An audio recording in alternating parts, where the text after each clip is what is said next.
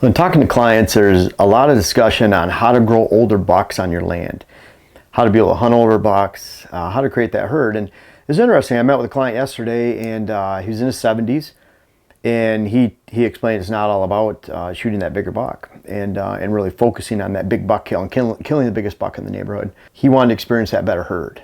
And it's interesting because if you're experiencing a really good herd and the best herd in the area, you're going to have the oldest bucks a high percentage of the time. And that's why I talk about there's fewer than 5% of all whitetail parcels that experience the focus of daylight attention of mature bucks. And I wanted to show that this is something I talk about with clients and how to illustrate this, because I want you know what the cool thing is, you could look at it as a competition, but I look at it like if every neighbor did the same thing, can you imagine what could really explode in the neighborhood? And so I'm looking at it like I'd rather see if you're doing this, your neighbor, your other neighbor, if you're all doing this, the amount of quality herd that you can put into a specific neighborhood is incredible. What I found is that the more intense that neighbors are working on their land and doing it in a unique and like way like this, what we're going to talk about, the more small, micro, very condensed, mature buck movements that you can have. I really find that bucks slot in. While and the opposite of that would be big open forest, where they do a lot of the buck studies and the distance studies, where they say, well, a buck has a 3-mile home range. When they need that might be so in condensed herds, but a lot of it's at night. But what I found is on a big open tract of public land, deer will wander a long ways because they don't have those specific high quality food sources, habitat food source, and they're not being micromanaged on 40 acre, 100 acre, 200 acre levels. They're managed in thousands of acres, and it's thousands of contiguous monoculture of acres a lot of times, big open hardwoods, and there's just really no definition of movement, travel, and habitat, and certainly where you could hunt. So it becomes a little bit different where they can complete studies in areas like this. They can't complete studies in these small properties. So that's why it's so important to me and why I love visiting small properties, because you can't learn this information at a school. You can't be educated in this. You have to experience it. You have to really experience lots of small properties to see how it puts together. And if you want to grow older bucks, I want to talk about how to do that. And this first level right here, see this small triangle right here, 2.5-year-old bucks, and then you have that yearling buck, 1.5-year-old buck foundation. And what I try to illustrate with this and to clients too is that I've been to clients where they're holding out for a 4.5-year-old buck. They haven't shot a buck in 6 or 8 years, 10 years, and they've never seen a 3-year-old. And so I look at it like when we talk about getting to a higher level up here, where we actually have 3.5-year-old bucks as the base, and at that level, at the peak, that's the top, and you notice that there'll be more 2.5-year-olds in that middle layer, and then a lot more 1.5-year-olds and yearlings at that base. There's a wider base.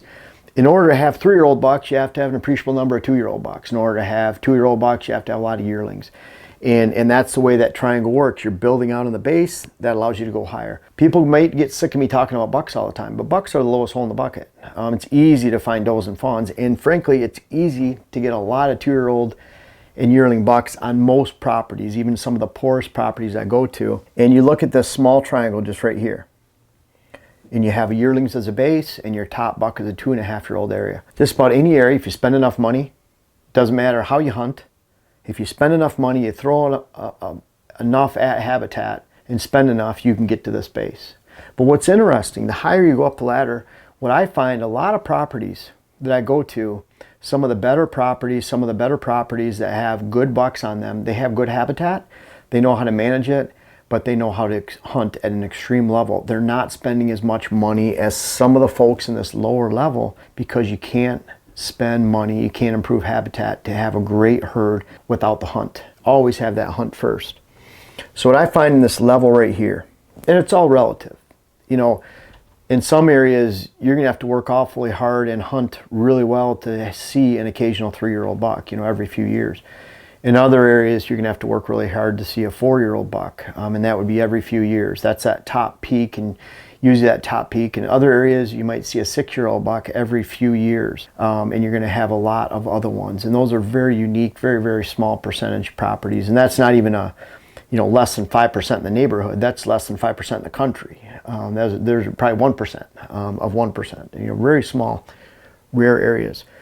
This first level, though, to achieve this first triangle, that smallest potential of buck.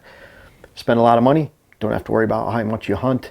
Put a lot into habitat, and you're not only going to have that yearling buck and 2.5-year-old buck, but you're going to have a lot of does and fawns on the property. Does and fawns are the easy thing. They can take a lot more stress. Their home range is a fraction of what a mature buck is. They don't require the reclusiveness and the lack of stress that a mature buck requires and demands. And what I find is that buck ages up to 5-6 years old. He requires an ever-increasing amount of reclusiveness and low-stress atmosphere as he ages. Now, eventually, I think 5, 6, 7 years old, that levels off a little bit. But definitely yearling, 2-year-old, 3-year-old, 4-year-old, maybe it starts to level off at 5 or 6, but you can bet that the stress that he put up with as a yearling is not the same level of stress that he'll put up with as a 5-year-old. In fact, it'll just be a small fraction of what he put up. So it's a pretty easy level to get to right here. The next level, a little bit of hunting skill, a little bit of effort, whether someone pays someone to do it or they do it on habitat manipulation, making sure it's put together right, and then maybe a little bit of money. What's interesting, I find that if there's someone, a neighbor that knows how to hunt, and you have another neighbor that puts a lot into habitat and has a great herd, that really good hunting neighbor next door could benefit by shooting a lot of the bucks. I was at a client years ago, about 500 acres near Madison, and there's about a 40-acre parcel, 20-acre, whatever it was, on the south side of the parcel. The 500-acre put just thousands and thousands of dollars into resources into building a herd, but they didn't hunt it well. So the neighbor on the south side shot all the booners, the 170s, the 160s, the 180s, 190s, and they shot the big bucks because they hunted it well. They had a couple stands, they watched the winds, and they took advantage of that neighbor. So it's not all about, again, spending money and even doing it right. You have to hunt. And so once you go up the ladder, though, a little bit of hunting skill thrown in, spend a little bit of money, and then some effort, and you might get to this level. Again, you have to have that base of yearlings, then a bigger base, a smaller base of 2-year-olds, and then you finally get that 3-year-old. Now that next level, right here, where you have 3.5, quite a few 2.5, and then you had that 1.5 down here. That's where you have that base of those younger bucks. It keeps building, and it finally allows you to have that 4.5-year-old on your property. And again, this is all relative. That's going to require a good hunting strategy. And a good hunting strategy also relates to a good habitat strategy. You can see that hunting strategy and habitat go hand in hand. You can have a poorly designed property that does not push deer in the right locations. It's pulling deer to one side of the property or the other at different times of the year, so nothing's ever consistent with the doe base, and you have does fighting. It's not set up for low stress. Even if you hunt that property well, you're going to be limited. So a good habitat design, it could be natural or designed. Obviously, on this one right here, if you have poor habitat, you throw a lot of money at it, you can experience some good things. That second level, average habitat, some hunting skill, a little bit of money thrown. Once you start getting to that 4.5-year-old potential, you're looking at a combination of good habitat, good hunting skill, and you might not even be throwing a lot of money at the property. You're just managing good habitat well and hunting it well. A lot of properties cough up some giant bucks every single year, and people aren't really doing much. They're just taking advantage of the overall buck herd in the neighborhood.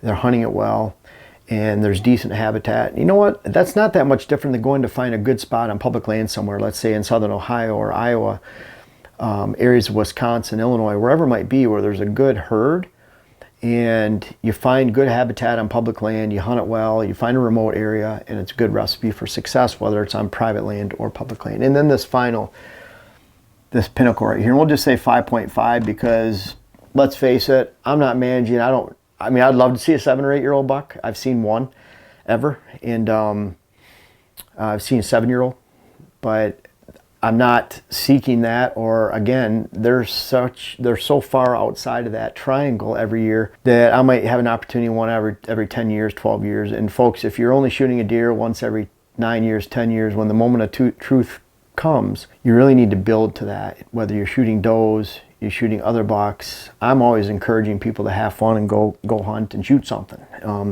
That's fun. That's enjoyable as hunters. To get to this level though, and to be that pinnacle, and especially when you get into a neighborhood where there are 5-year-old bucks or older, you have to display and practice extreme hunting skill on a high level every single year. And again, good habitat. You know, as we go up into here, you can see, you know, average habitat, good habitat, just has to be adequate. But bottom line is, what I notice as this trend goes up the ladder, you're hunting, of course, a base of yearling bucks. You have to have that, a big base, if you're going to have 5-year-olds. Smaller 2, then 3, then 4, and then you finally have that 5-year-old. But you're going to have a couple 4 or 5-year-olds, or 4.5-year-olds, 3.5. You're going to have that to get to that next level. But it's not just saying, okay, I'm going to protect these bucks and I'm going to spend a lot of money. In fact, what I find is in this level,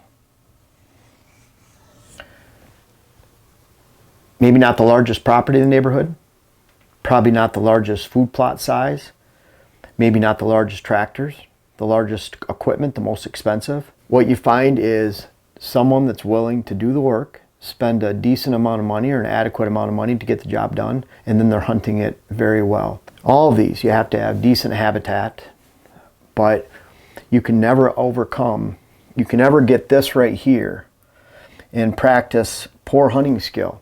You can never get great habitat, poor hunting skill, and overcome that poor hunting skill with high quality habitat or spending a lot of money.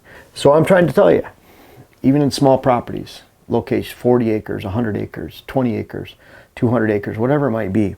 And no, 200 acres is not a small property, but compared to a lot of the studies that show 1,000 to 1,200, 2,000 acre parcels to 10,000 plus, where a lot of these studies are completed on, you have to provide decent habitat that you can actually hunt. You have to display and practice that high level of experience of hunting, that high level experience, and that'll get you to that upper level of your potential, that top of the triangle.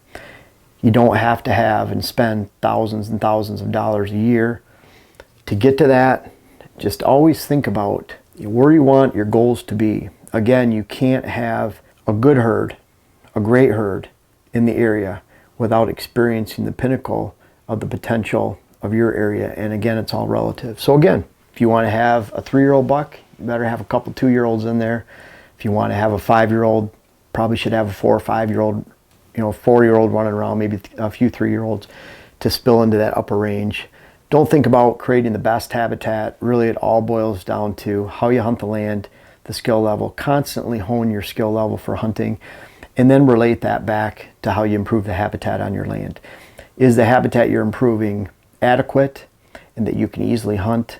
That's going to trump way above adequate, high quality habitat that you spend a lot of money on that you can't hunt because it's scattered, random.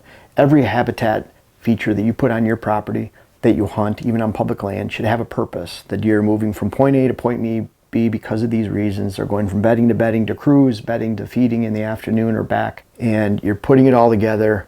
And what you'll find is you don't have to spend a lot of money to get that pinnacle of success and to reach that top of the triangle.